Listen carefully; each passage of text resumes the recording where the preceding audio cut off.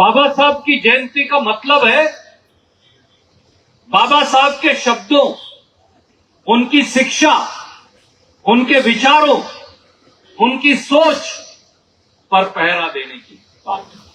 ये उनकी जयंती का मायना है। और मुझे याद है वो कहा करते थे, ये बाबा साहब ने संविधान सभा में कहा कि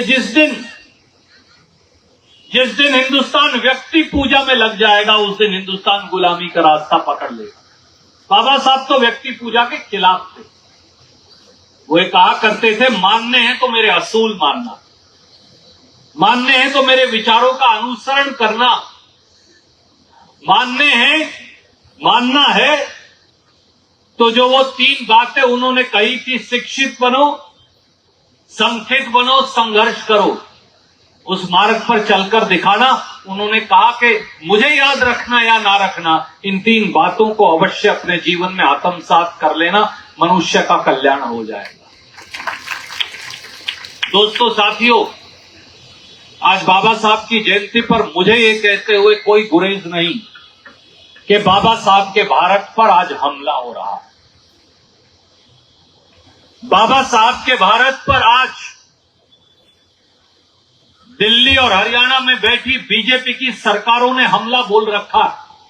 और ये मैं इसलिए नहीं कह रहा कि हम राजनीतिक तौर से विरोधी, हमारा विरोध हो सकता है, पर बाबा साहब के मामले में हम इकट्ठे भी हो सकते।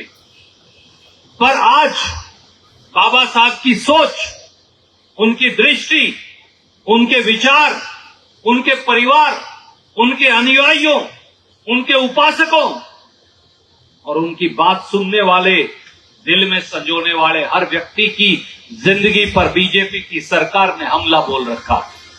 और रणदीप ये इसलिए नहीं कह रहा कि मैं उनका राजनीतिक विरोधी। ये वो लोग हैं जिनकी मानसिकता अम्बेडकर विरोधी है।